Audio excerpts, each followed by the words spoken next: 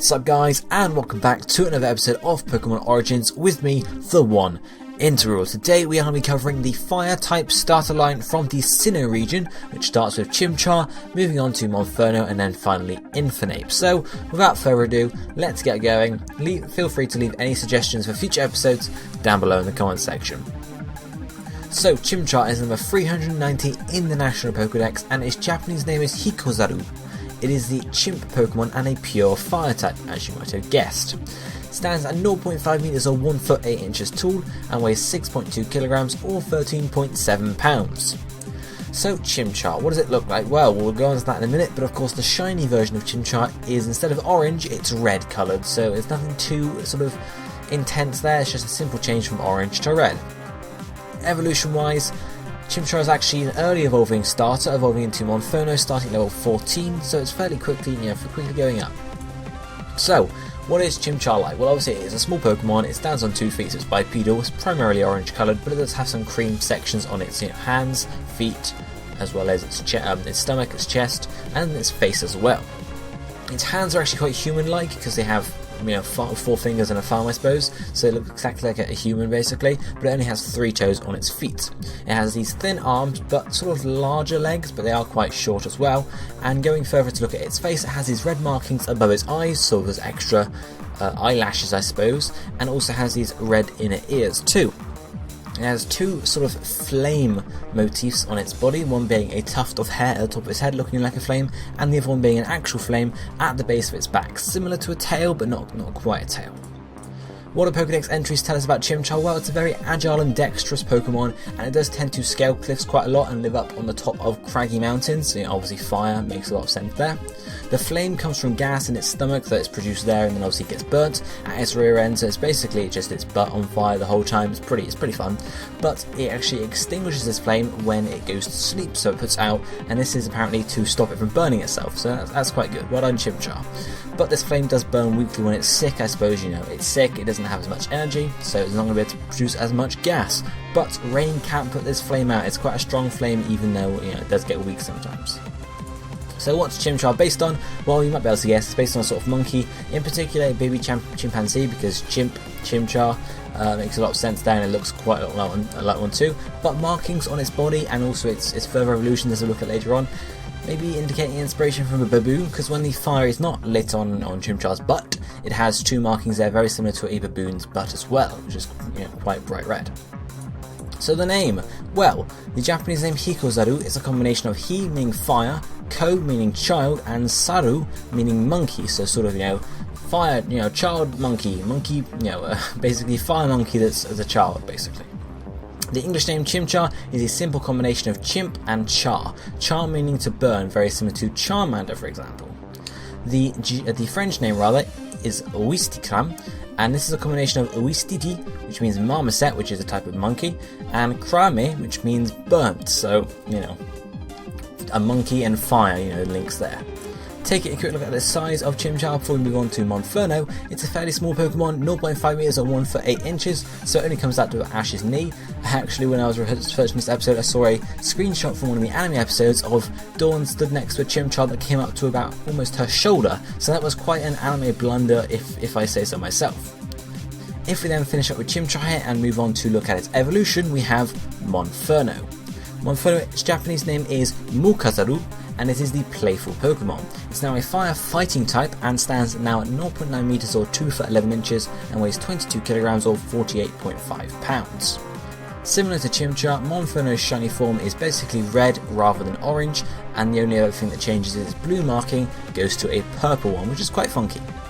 Evolution wise, we talked about Chimchar to Monferno, and Monferno will further evolve into Infernape starting at level 36.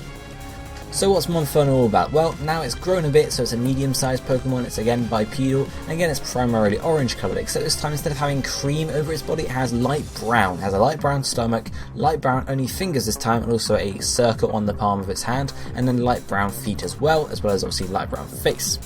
It also has human-like hands and 3-toed feet once more, and the feet you can see look very, very similar to a monkey's feet. Again, it has now markings, but these are now light orange markings, and on its upper arms only, just a simple band around each arm towards, just above the elbow, I suppose. And now Monferno also has this white ruff around its neck, sort of like a collar almost, but just extra white hair, I suppose. And again, in addition to all the other light brown stuff on its body, we'll also have these light brown ears with slightly darker brown insides. Now, it also has these new facial markings, as we've spoken about already in looking at shiny form. We have a red one between the two eyes, and then the blue one moving further out, circling around the eyes. And then finally we have a flame for Monferno. Instead of being on its base of its back, we now have it and the tail growing out and the flame coming straight off the back of it. Pokédex entries don't tell us a huge amount about Monferno, but we do know it's a very dexterous Pokemon like Chimchar, and it can jump off of ceilings and walls and use these to its advantage in battle to sort of attack foes from different angles, and it can also flare up its tail into different sort of sizes to intimidate foes and keep them at distance while in battle. A larger flame as well as a brighter blue pattern on its face means there's a higher rank in the clan, in the group basically, for Wild Monferno. So, where's it come from? Well, again, based in general on a monkey, but in particular it may refer to a golden snub-nosed monkey, which is similar in terms of, it's got an orange-golden sort of fur colour, and the face is, again, a different sort of colour there. Or possibly a mandrill, because they have some share some similar features and markings, which is similar to a baboon, but not quite. It's different in its appearance, basically. The fighting type the Monferno gains is also probably a reference to Monkey Kung Fu, which is a style of martial art which is based on how monkeys move around, so linking into Monferno's Pokédex entries, talking about how it moves around and jumps around and such. So the names. The Japanese name Mukazaru is a combination of Moka, which means roaring flames, and Saru, meaning monkey again, so basically roaring flames monkey, very similar again. The English name Monferno is a simple combination of monkey and inferno, so again very similar. The German name this time is Panpyro, which is a combination of chimpanzee, which means chimpanzee, so the pan from that, as well as pyro. So it's very, very simple there.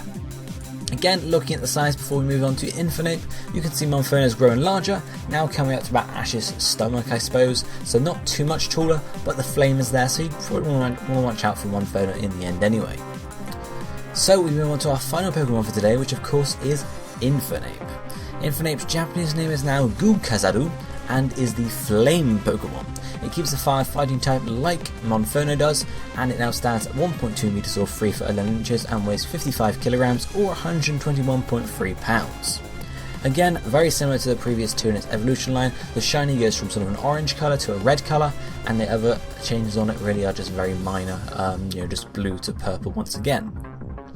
So, Monferno, now it's grown into a large Pokemon. I say large, but it's not huge, it's just larger than previously, and its fur is now, rather than being an orange colour, it's primarily like sort of orange browny, sort of mix between the two, a light brown and sort of an orangey brown there. And it now has its extra white fur, rather than just around its neck, it's on its face, it's on its torso, and also on its lower legs beneath its knees. And its blue sort of effects go from just its face to now being its fingers, its toes, and on its inner ears. These yellow markings have also appeared on its body in addition, which are on its shoulders, its chest, its knees, as well as its wrists.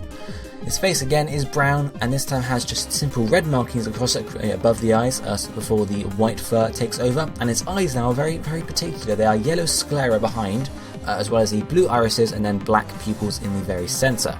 Its fire has now moved from the tail, which it still possesses, it's just moved from the tail to the top of its head, and it just burns out the top of its head, which is really cool in my opinion. I love it. So Pokédex entries, they tell us very similar things to previously, but we now know that Infernape actually tosses enemies around in battle, utilising all of its limbs to sort of attack and fight. And because it uses unique fighting moves and a fighting style no one else uses, because it also has fire on its hands and its feet that it can conjure up and use in this battle style. It's beaten by none in terms of quickness, and will take on any opponent, what amount of their strength, or just want to beat the hell out of them basically. Its fiery crown is very respective of its nature in general, and this also never goes out, so I assume, unlike Chimchar who puts his fire out before he goes to sleep, this crown just never goes out, just stays burning on and on and on. So what's it based on? Well, it's again in general on a monkey, but in particular we'll look at sort of the lore behind it, I suppose. The golden elements of its design on its shoulders, hands, wrists, feet, whatever you want to call it, they reference to Son Goku, who is the Japanese interpretation of Son Wukong, Sun Wukong is the main character of a book, which is a Chinese book called Journey to the West, and in this book, obviously Sun Wukong is a monkey with powerful abilities. Another possible inspiration for Infernape is the Vanara, a race of ape-like humanoids that are also in another sort of epic story, which is Hindu, and this one is the Ramayana, which is obviously specifically looking at here, we're looking at Hanuman, who was a Vanara, who was immune to fire, so linking in there. He was also believed to have influenced Sun Wukong, so it's all linked together here. Of course, though, also it's similar to Monferno, based on types of martial arts in having the fighting type, namely Monkey Kung Fu, as we've already mentioned, but also Muay Thai, which is a martial art that uses all the limbs, as specified in Infernape's Pokédex entries, and also possibly Crazy Monkey Defense, because of course we can use stuff like Flare Blitz, which is very, very crazy, but maybe it's just a possibility there. So the names for Infernape. The name Gukazaru is very similar to previously. We now have Golka, which means Hellfire or Inferno, so basically just an upgrade from previously, and again Saru meaning monkey. The English name Infernape is a combination of Inferno and ape, who would have guessed, and then the French name Simiabraz is a combination of simian, again another type of monkey, as well as braise, which means ember, so just all linking it together there. Finally, before we finish up looking at Infernape's size once more, you can see at 1.2 meters it's not huge, but it's a pretty big monkey. That's probably a bit smaller than a gorilla, but pretty small anyway, pretty big rather anyway, and it has fire on top of its head, so I keep my distance from that. But even so, it's not even towards Ash, so it's not a huge Pokemon. So that is going to be it for this episode of Pokemon Origins today, guys. If you enjoyed it, be sure to hit the like button down below and suggest some more Pokemon for future episodes. But for now, this is going to be it for me for today. I'll be seeing you next time. Thank you for watching. Goodbye, my friends.